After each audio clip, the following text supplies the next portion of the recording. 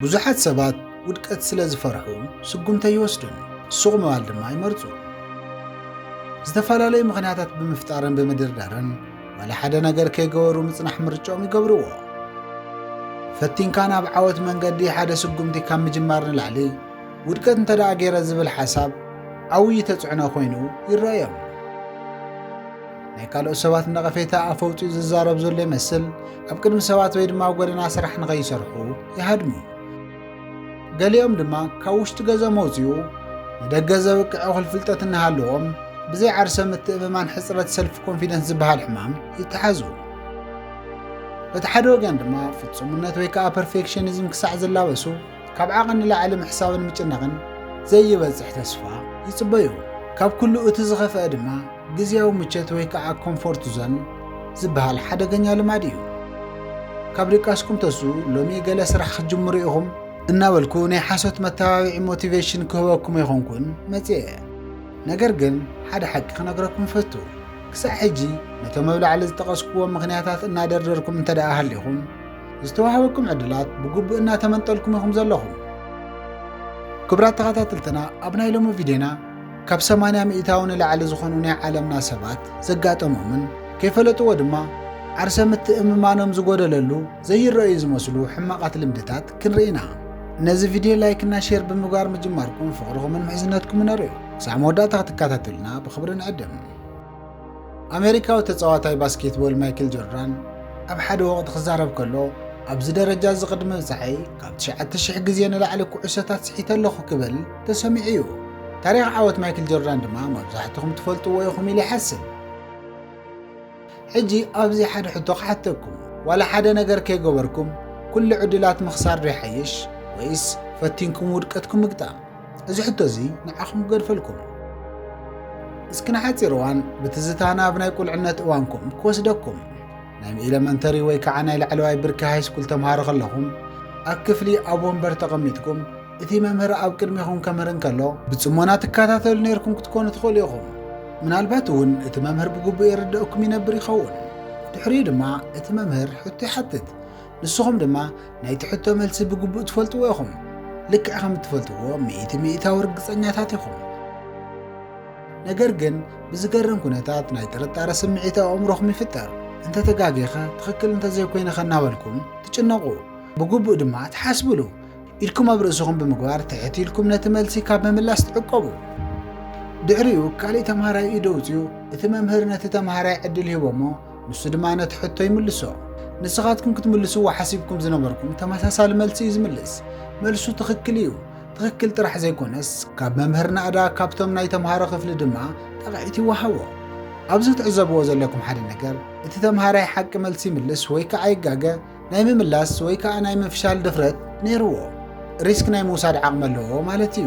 ካብኡ ንድሓር እዚ ሓሳብ እዚ ኣብ ኣእምሮኹም ይመላለስ። ከምዚ ኢለ ክምልስ ነይረ እኮ እየ፣ ይፈልጦ ነይረ እኮ እየ፣ ስለምንታይ ዘየመለስኩ ዝብል ጣዕሳ ይስምዐኩም። ድሕሪኡ ድንገት ክትቅየሩ ትጅምሩ። ናይቲ ተምሃራይ መልሲ ቀስ ብቐስ እናሃሰሰ ይኸይድ እሞ ይጠፍእ። እቲ ኣብ ክፍሊ ዝተፈጠረ ነገር ካብ ሕጂ ንድሓር ንዓኹም ትርጉም የብሉን። ነገር ግን ኣእምሮኹም ከቢድ በሰላ ገዲፍልኩም ይሓልፍ። ጓናን ዘይምችውን ዝኾነ ስቕታ ከባቢኹም ይኸቦ። ሓያልን ውሽጥኹምን ዘድንቁር ስቕታ ብዝኾነ ሰብ ዘይኮነስ ብባዕልኹም ዝፈጠርኩምዎ ባዶነት ዋላ ሓደ ነገር ከም ዘይፈጥረልኩም ዝስምዐኩም ስምዒት ነብሲ ወከፍ ኣካላትኩም ይቆፃፀሮ። እትሰምዕዎ ነገር ኩሉ እቲ ባዶነትኩም ካብ ዝፈጥሮም ነገራት ዝመፁ ዝርብሹን ዘድንቁሩን ድምፅታት ጥራሕ እዮም። ስቕታኹም ብርቱዕ ድምፂ ስለ ዘለዎ ናብ ሙሉእ መንነትኩም ሸሊኹ ብምእታው ይቆፃፀሮ። ነገር ግን እቲ ዘይምፍላጥ ባዶነት ብሓቂ ምሳኹም ኣሎ ዶ? ሕጂ ናይ መባእታዊ ወይ ድማ ናይ ላዕለዋይ ብርኪ ሕቶን መልስን ኣይኮነን እቲ ዋና ጉዳይና። ኣብ ህይወትና ብተደጋጋሚ ካብ ዘጋጥሙና ምርጫታት ሓደ ንእሽተይ ኣብነት ነይሩ። እቲ ናይ ሓቂ ናይ ህይወትና ሕቶ እዚ እዩ። ስጉምቲ ወሲድና ዓወት ተስፋ ብምግባር ናይ ውድቀት ሓደጋ ንገጥሞ ዶ ወይስ ስቕታ መሪፅና ድሕሪት ንምለስ? ካብኡ ድማ ፍርሒ ክቆፃፀረና ንፈቅድ።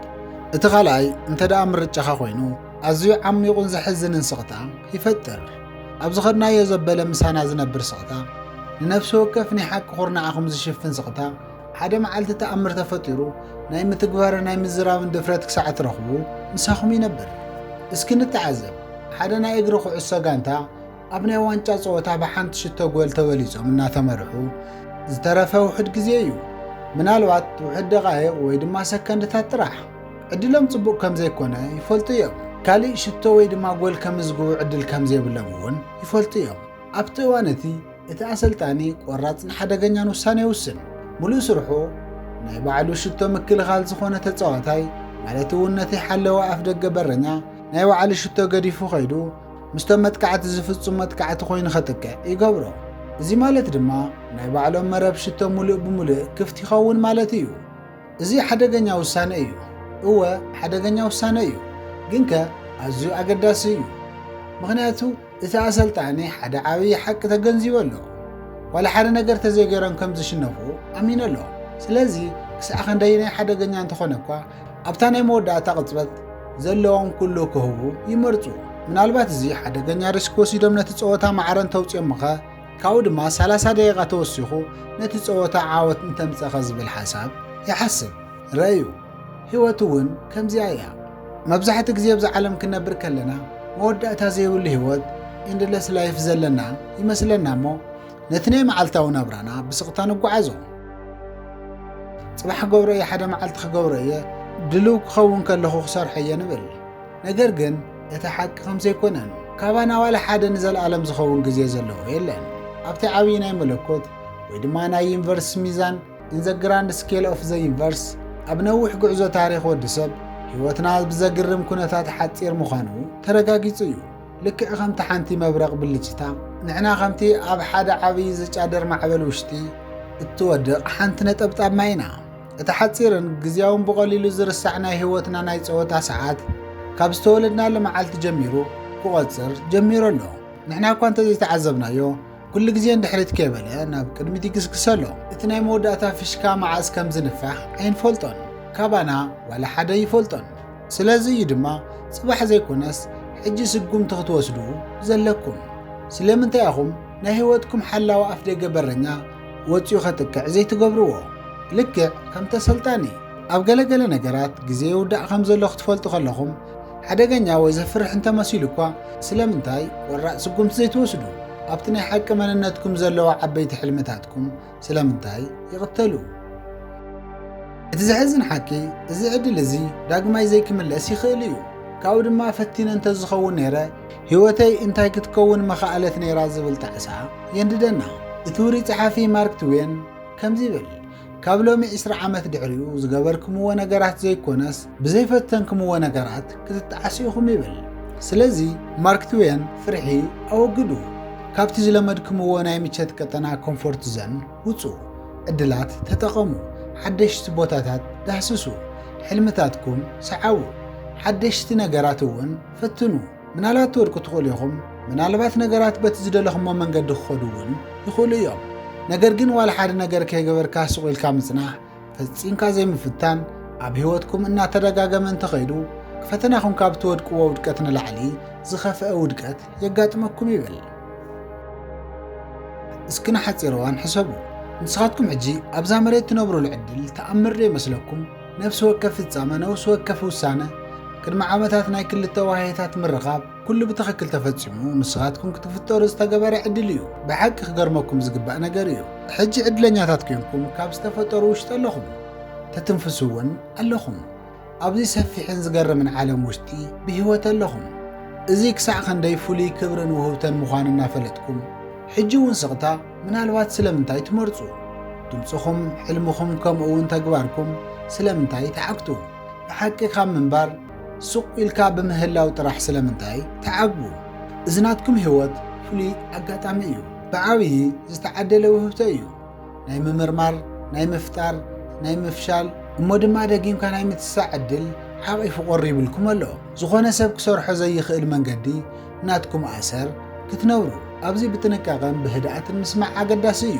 ስቕታኹም ንስኹም ካብ ትፈልጥዎ ንላዕሊ ዓዊሉ ይጫድሮ ኣሎ። ካብ ውሽጢ ዝመፀ ናይ ዝረርብ ድምፂ እዩ።